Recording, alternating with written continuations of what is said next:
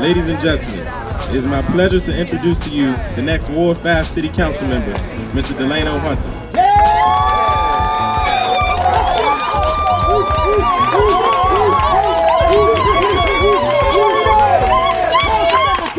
Good afternoon.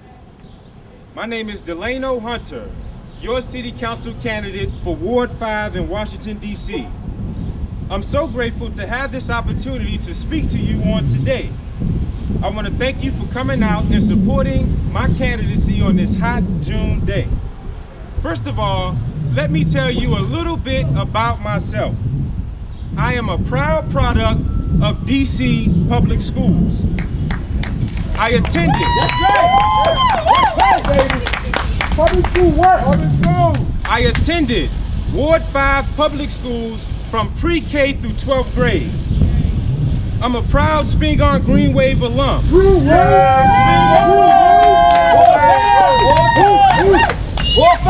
And it is there that I was a member of the 3-time defending DCIAA basketball championship team.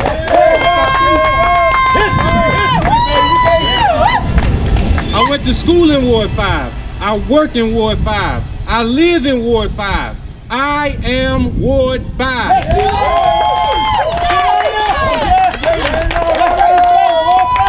In fact, I like to tell people I am as Ward 5 as a call sub sandwich. That's the best sandwich in the world, baby. My parents have been married for over 40 years and reside in the Gateway community. They instilled in me the morals and values to make Ward 5 first. Those values include the importance of education, hard work, and respecting our proud past. Unfortunately, what you heard from Councilmember Perry Thomas Jr. on last night is the same recycled speech from 2009.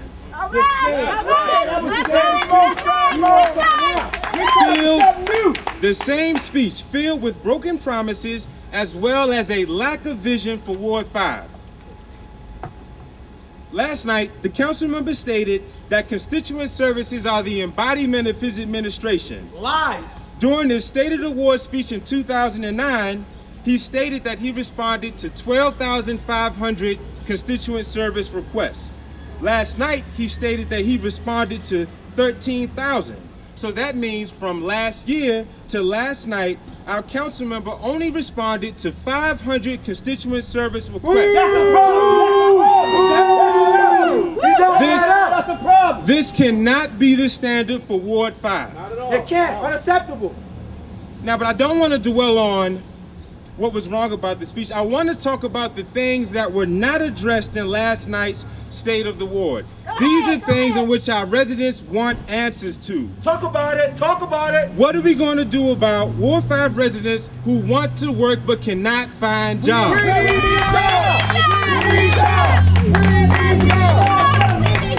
What are we going to do about our children dying in the streets of Ward 5? Right. That's right. What are we going to do about the epidemic of HIV/AIDS that is crippling our ward? What are we going to do about it? That's right. Tell us. And what are we going to do about respecting Ward 5 residents' right to vote? That's right. We want our right. We want our vote. This cannot be the standard for Ward 5. So here's my plan in making Ward 5 first. So number one, let's talk about jobs. Yes. Talk about it. The unemployment rate for the District of Columbia is over 11%. However, the unemployment rate for Ward 5 is approaching 16%. That's bad. Oh, that's bad. As a direct service provider, I hear residents just like you every day.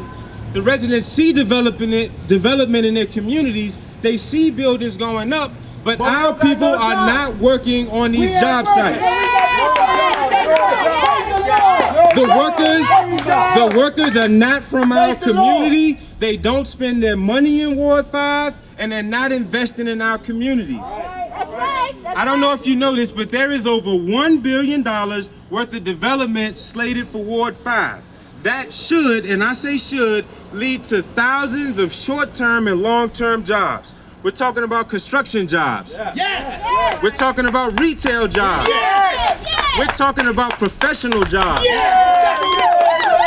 That's what we're talking about. These are jobs that should be putting food on the table of Ward 5 residents. My baby's got to eat. That's right. My baby's got to eat. Simply stated, if you develop in Ward 5, you should hire from Ward 5.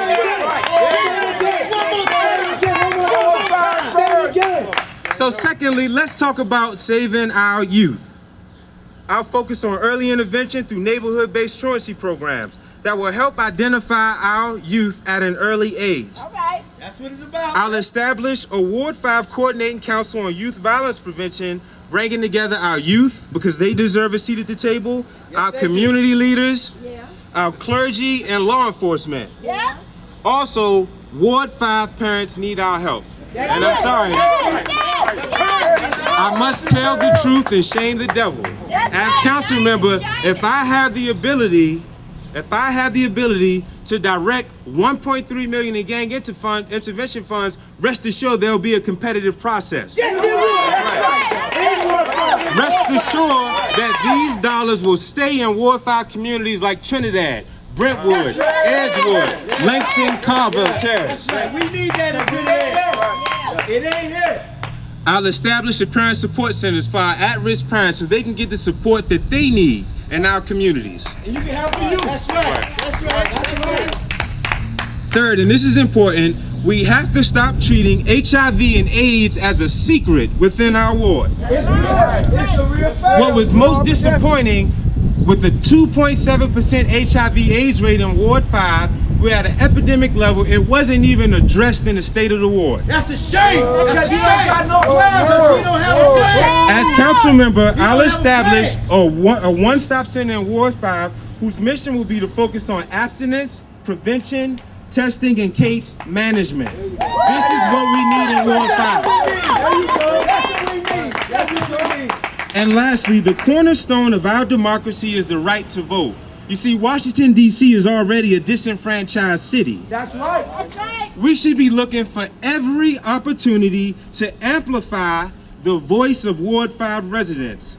As council member, I will seek out, I'll listen to your concerns as residents before making any legislative decision. Give us a voice. Give us a voice. The next 90 days are going to be tough, and they should be. Yes. But we're not afraid and we're not backing down. That's right. We've been walking since November, talking to residents, feeling the pulse, feeling their voice, hearing what their concerns are and what they want in a council member.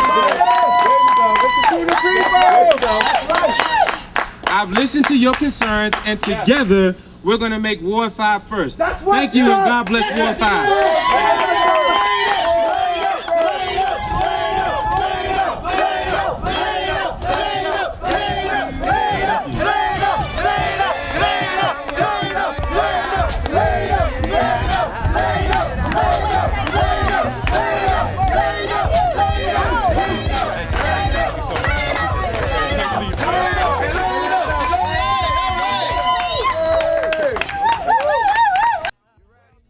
On a lot of the frustration is like, you got residents who have been here for generations, folks who've been here for 30, 40, 50 years when it wasn't sexy to live in DC, folks who stayed in here during the crack epidemic in the late 80s and 90s, folks who fed into the tax base, folks who have worked hard, and what they want to see, with this rising tide, they want to be a part of that, you know what I mean? When you got economic development and growth, everybody else coming in, getting the jobs, what we're saying is we want the jobs, we want the opportunities as well. So I think that's the argument from a lot of people. That's what people want. It's like, man, I've been here for 30, 40 years. Don't pass me over. You see what I'm saying? Don't pass me over. That's the